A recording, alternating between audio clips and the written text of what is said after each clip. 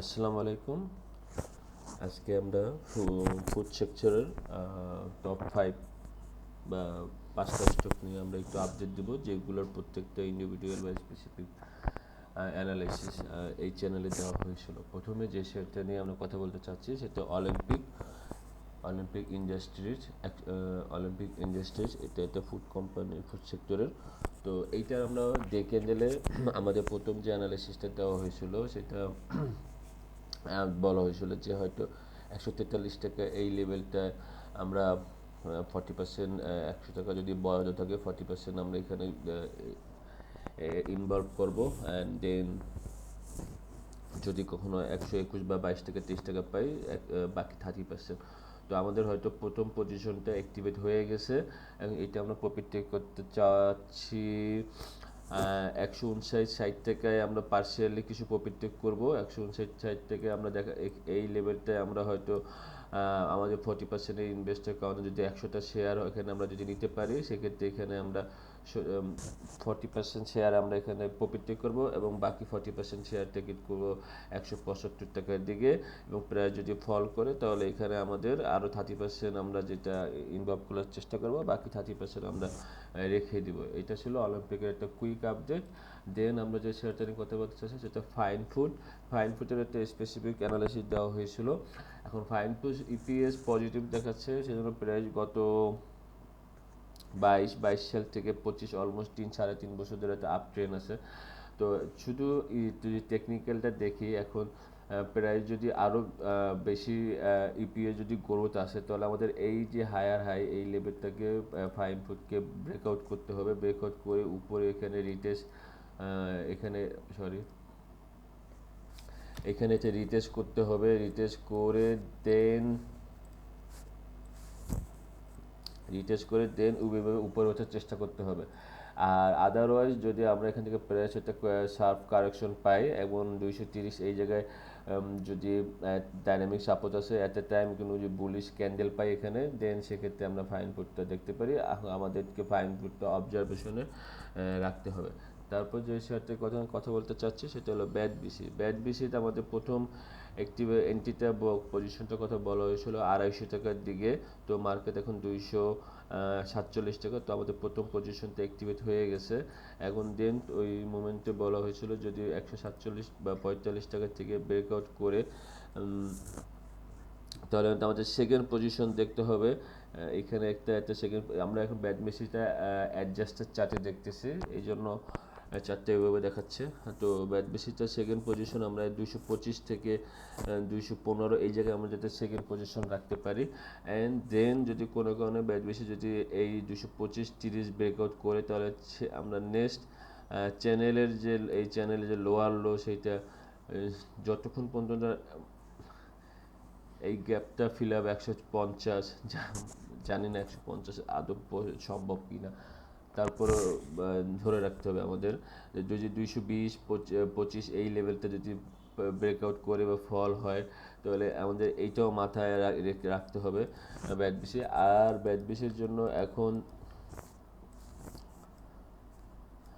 Sorry এখন bat বেশির যেটা প্রবলেমটা হলো, ব্যাট বেশি লাস্ট 1.5 বছর ধরে এই চ্যানেল লাইনটাই ফলো করতেছে। এটা ব্রেকআউট করে সাস্টেনেবল এটার উপরে প্রাইস আপ করতে পারতেছে না। তো আর মেজর যে ট্রেন্ড লাইনটা 200-330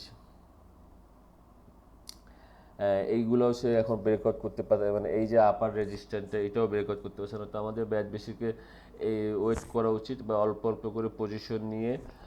তবে আমার মনে হয় যদি ব্যাট বেশি ইপিএস ভালো এবং এই চ্যানেলটার উপরে প্রাইস যদি হোল্ড করতে পারে তখন একটা বুলিশ মোমেন্টাম দেখা যাবে। বা স্টিল নাও ব্যাট বেশি এখনও ডাউন ট্রেন্ডে আছে।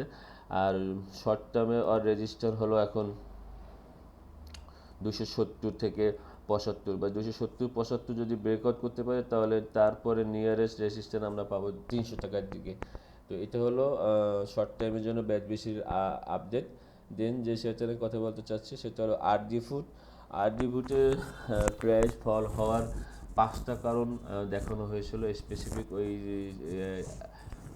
ভিডিওটাতে, এবং বলা হয়েছিল যেহেতু এখানে একটা 1 বছরের রেজিস্ট্যান্স ছিল, বা এখানে আমরা 10 থেকে 15% একটা পজিশন নিতে পারি, এবং সেটা এখানে ফিবোতে 23%, ফিবো 23% কারেকশনে প্রফিট থেকে উপভোগ করতে পারতাম, তাহলে এখানে আমরা 10 থেকে 11% একটা প্রফিট চেক নিতে পারতাম সিম্পল। এখন আরডি ফুড যে এখানে আছে, তো 8 থেকে 9 টাকা এইটা তো মনে হচ্ছে না সম্ভব এই মুহূর্তে। তো ডবল বটম একটা দেখা যাচ্ছে 17 টাকার দিকে, আর এখানেও একটা ডবল বটম আছে আপনার 19 টাকার দিকে।